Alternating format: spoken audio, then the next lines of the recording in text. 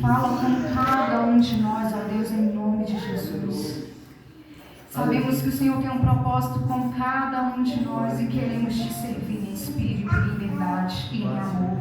Então fala, Deus, em nome de Jesus, dê-nos liberdade no nosso meio. Nessa passagem, Jesus está contando ali uma parábola para os seus discípulos. E essa parábola vai se encerrar falando porque muitos são chamados, mas poucos escolhidos.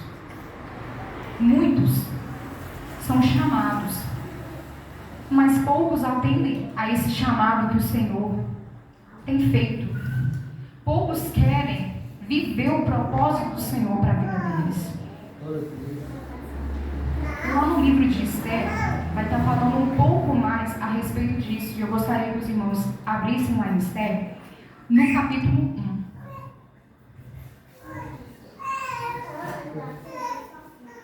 Aleluias. Glória a Deus.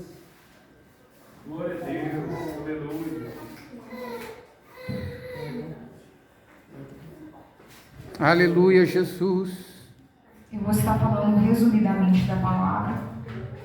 Não vou estar aprofundando muito no livro de Esther, porque é um livro que, apesar de não ser muito grande, são mais ou menos uns 10 capítulos, então ficaria muito extenso. Lá no livro de Esther vai começar com o rei Assuero fazendo um banquete. Ali ele reúne 127 províncias. E a palavra de Deus vai dizer assim, que o rei Assuero, ele chama a todos, grandes e pequenos, para poder participar desse banquete. E o banquete foi muito grande.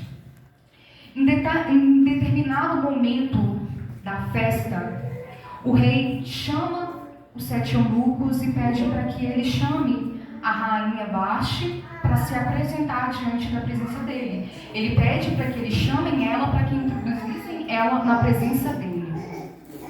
E no momento em que os eunucos vai chamar a rainha Vasti, a palavra de Deus vai nos dizer que ela simplesmente não aceita ir.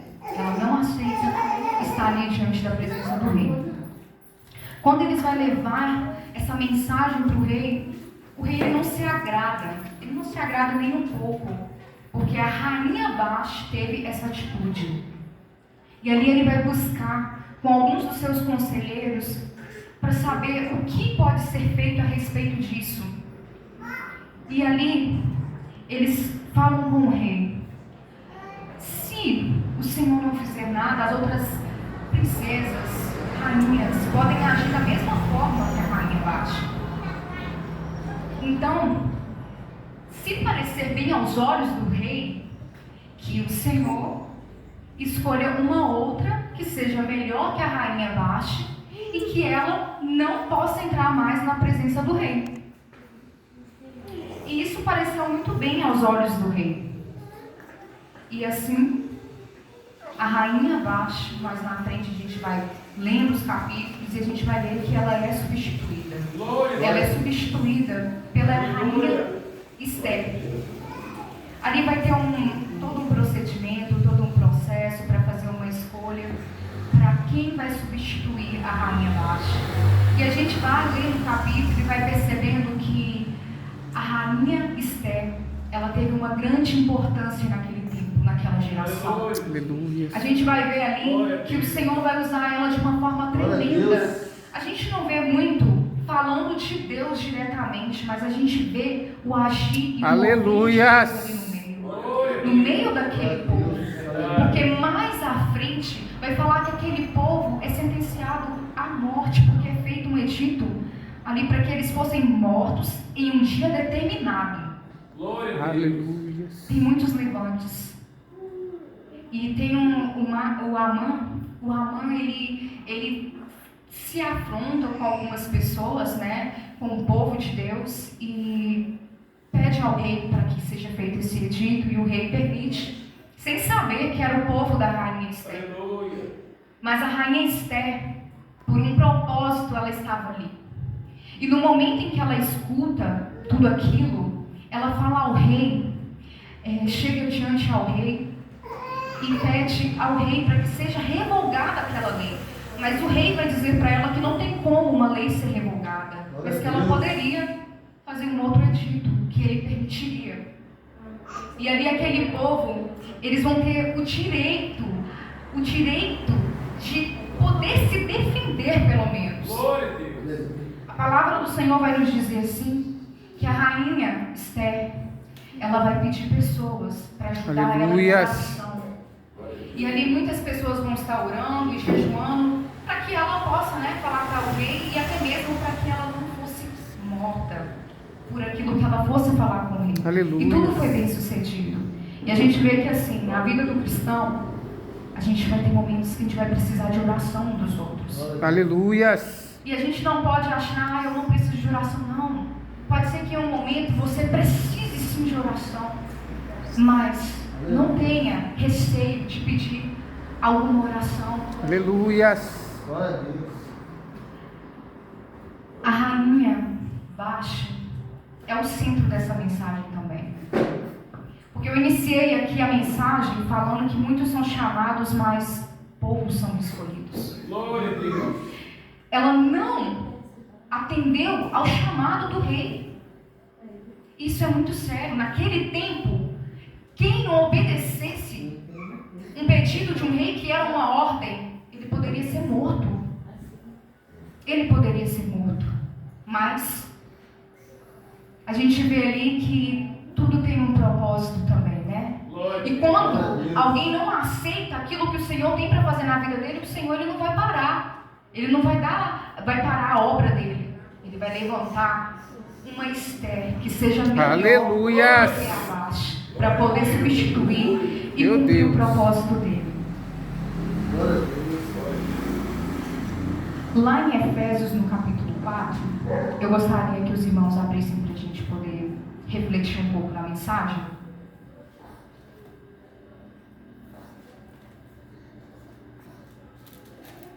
Aleluias. Glória a Deus. Glória a Deus. Na nossa caminhada de cristão, Aleluia. muitas pessoas vão tentar nos impedir, muitas pessoas vão tentar nos parar. Mas a gente não pode fazer com que cada palavra nos faça parar no meio da caminhada. Se em algum momento passou na sua mente, Deus não tem um propósito comigo, pare de pensar isso a partir de hoje. Porque o Senhor chamou todo mundo para fazer algo, para um propósito. O Senhor não nos chamou para ficar parado, não. Ele quer te usar. E para que Ele possa nos usar, a gente também tem que buscar a cada dia mais em intimidade, em conhecimento, para que Ele possa nos usar da maneira que lhe agrada. Glória a Deus. Aleluia. O interessante, irmãos, é que eu estava refletindo na Bíblia e o Senhor me trouxe a mensagem da mulher que perde a dracma dentro da sua casa. Aquela mulher ela vai perder a dracma dentro da casa dela e a luz vai estar apagada. Mas a palavra vai relatar também que no momento em que ela acende a luz, ela acha a dracma. Tem muita gente que está perdendo o caminho, que parou no meio da caminhada por algum motivo. Mas o Senhor está chamando para retornar essa noite. Aleluia. O Senhor está chamando para dar continuidade no propósito, porque Ele tem nos chamado e Ele só Aleluia. quer que a gente esteja sensíveis ao ouvir o chamado dEle para nossas vidas, porque Ele quer nos usar, Ele quer que a gente seja cheio da presença dEle. Só basta uma atitude nossa para que isso aconteça na nossa vida. Glória a Deus. Lá no capítulo 4 de Efésios, a partir do primeiro versículo até o versículo 6, vai dizer assim: rogo-vos, pois, eu, preso do Senhor, que andeis como é digno da vocação e que com fostes chamados, com toda a humildade e mansidão, com longanimidade, suportando-vos uns aos outros em amor, procurando guardar a unidade do Espírito pelo vínculo da paz. Há um só corpo e um só Espírito, como também fostes chamados em uma só esperança da vossa vocação. um só Senhor, uma só fé, um só batismo, um só Deus e Pai de todos, o qual é sobre todos e por todos e em todos. Aqui a gente vê Paulo iniciando aqui falando, rogo-vos, é uma súplica ali, né? Por favor. Então é importante que a gente se atente a essa palavra. Em seguida ele vai dar continuidade falando, andeis como é digno da vocação com que foste chamado. O Senhor, Ele quer que a gente entenda qual é o propósito dele para a nossa vida, porque existe algo que Ele quer que a gente faça especificamente, que ninguém vai fazer da maneira que Ele nos chamou para fazer. Quando buscamos saber o propósito que o Senhor tem com cada um de nós, a gente vai sentir esse propósito queimar em nosso coração, vai ser como uma chama. Glória a Deus. E aí a gente tem que se atentar, porque o Senhor quer que a gente siga esse propósito e o sirva em amor. Porque a palavra do Senhor vai nos ensinar. Aqui no versículo 2, mais adiante vai dizer, com toda humildade e mansidão, com longanimidade, suportando-vos uns aos outros em amor. Se a gente não fizer com amor, é tudo em vão. Porque o Senhor não merece menos que isso. Ele é o Deus de amor. Ele nos ensinou como amar incondicionalmente. E como filhos, imagem e semelhança do Altíssimo.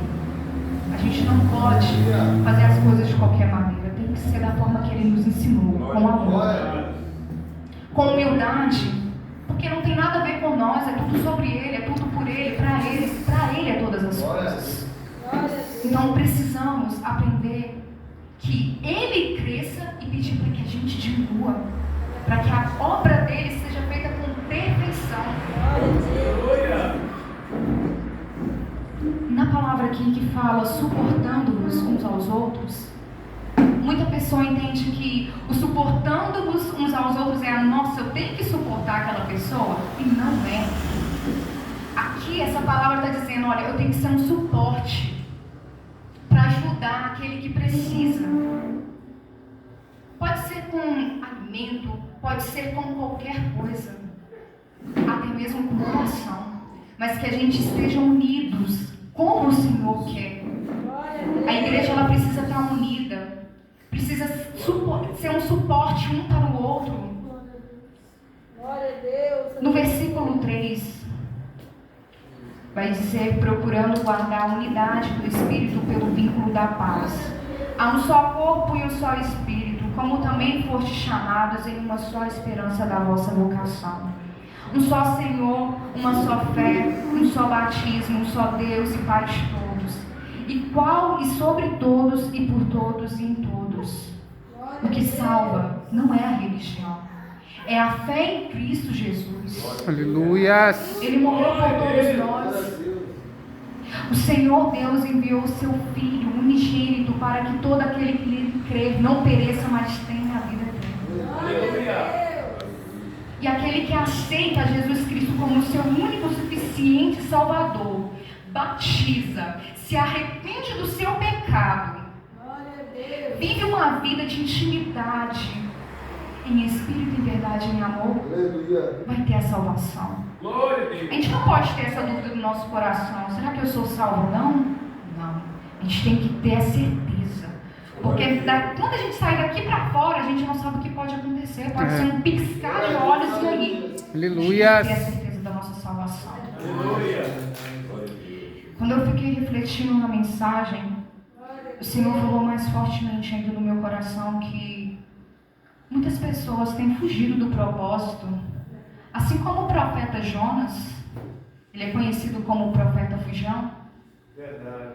O Senhor mandou que ele fosse para a cidade de Nínive para poder pregar para aquele povo, mas Jonas se acovardou. Jonas foi para o outro lado oposto, a cidade de Nínive que o Senhor havia ordenado para ele ir. O Senhor tinha uma palavra de salvação para aquele povo. E Jonas simplesmente quis guardar aquela palavra e sabia que o Senhor é misericordioso e ia perdoar os pecados daquele povo. Ele não queria ir lá ministrar, porque ele sabia que eram pessoas más, muito más. Mas quem somos nós para decidir ser juiz de alguém, da vida de alguém. O Senhor ama a todos nós.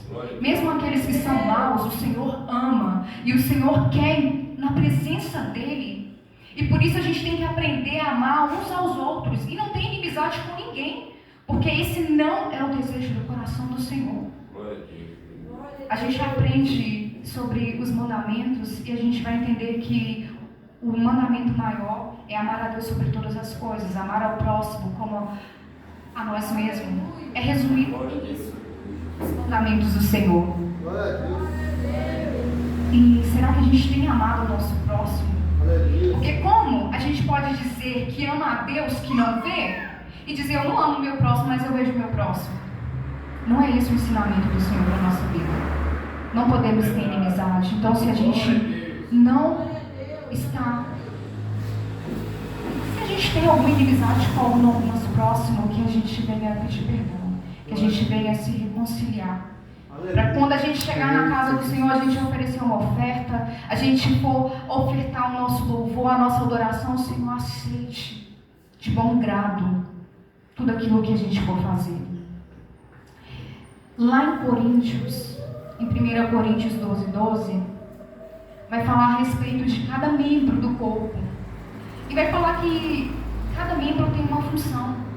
Vai falar da mão, vai falar do pé, dos olhos, do ouvido. Cada um tem uma função específica. E o Senhor também nos chamou para um propósito específico. O Senhor, Ele distribuiu talentos para cada um de nós. E quando chegar o grande dia, Ele vai requerer de cada um de nós esse talento que foi distribuído. E é por isso que a gente precisa buscar, Senhor, Glória a Deus. o que o Senhor quer que eu faça? Eita, Jesus. O que o Aleluia. Senhor preparou para que eu possa te servir com amor. É essa oração que tem que ser nossa. A gente buscar entender o propósito do Senhor para as nossas vidas e viver Ele com amor, com alegria, fazer com boa vontade. Eu, mas o meu esposo, a gente estava vendo uma pesquisa muito interessante que ali comparava um copo de água sendo proferido boas palavras para ele durante alguns dias. E um outro copo de água da mesma fonte, proferindo palavras ruins, palavras desagradáveis. E quando chega no fim daquele experimento, daquela análise, eles vão conferir para ver como que a água está. E a água que foi proferida, as palavras boas, palavras de bênção, aquela água está limpa, linda, cristalina, com um cheiro bom, agradável. Já aquela água que foi proferida, palavras ruins, palavras torpes, ela está uma água podre, preta, com mau cheiro. E é assim na nossa vida também. Quando a gente abre a nossa boca para poder profetizar palavras de bênçãos, coisas boas vão acontecer. Mas quando a gente abre a nossa boca para falar aquilo que é ruim também, vai frutificar algo ruim também na nossa vida. Então a gente tem que vigiar. Na minha casa, como eu tenho falado com meu esposo, com os meus filhos, como eu tenho falado com a minha vizinhança, com os parentes mais distantes, a gente tem que vigiar muito, porque a palavra, ela tem poder. A gente vai ver que apenas com uma palavra, o Senhor falou que haja luz e houve luz. A palavra é tão poderosa que a gente tem que pegar como exemplo esse mínimo detalhe no momento em que o Senhor fala de haja. Que a gente entenda que se a gente proferir palavras de bênçãos para que o propósito do Senhor na nossa vida dê certo, ele vai dar certo. Senhor, qual é o propósito do Senhor para minha vida? Eu quero falar da Tua palavra, então me ensina, capacita-me. Senhor, eu sei que o Senhor pode me capacitar. Eu quero falar da Tua palavra, eu quero Te louvar, eu quero engrandecer o Teu santo nome. Então o Senhor, Ele vai Te capacitar, Ele pode fazer isso. Agora, se a gente abrir a nossa boca para falar, eu não consigo, eu já tentei várias vezes, não vai dar certo, para com isso. Quando a gente abre a nossa boca para falar que algo não dá certo, não vai dar certo mesmo. Porque você já começou errado. Meu Deus. A gente precisa entender, a palavra tem poder. Aleluia. Não dá Jesus. para a gente abrir a boca e não proferir palavras de bênçãos para a nossa vida ou para a vida do nosso próximo. Glória a Deus. Aleluia, Senhor. Aleluia. Aleluia. Eu gostaria de finalizar aqui dizendo a respeito da palavra de Provérbios 16:9, onde o coração do homem considera o seu caminho, mas o Senhor é quem lhe dirige os passos. Quando a palavra vai dizer que o coração do homem considera os seus caminhos, é porque o homem tem muitos desejos no coração. O homem ele tem muitos sonhos no seu coração. E a gente tem que tomar muito cuidado com isso. Porque os sonhos, que são os sonhos do coração, podem ser enganosos e podem nos levar a caminhos errados, a caminhos tortuosos e nos afastar bastante da presença do Senhor. Porque o mundo lá fora, ele não tem nada para nos oferecer. Uma vez que você pisou no Santo dos Santos, não dá para viver em outro lugar. E até mesmo aqueles que estão lá fora, que não conheceu, precisamos nos capacitar para que eles possam conhecer também. Para que um dia eles possam estar na glória, glorificando o nome do Senhor. Não desista, persevera, continue firme e constante. E tenha certeza da sua salvação. Aleluia. Eu gostaria que os irmãos fechassem os olhos. Glória a Deus. Vou estar adorando ao Senhor com louvor. Aleluia. Quem souber, esteja adorando juntamente comigo. Glória a Deus. Aleluia.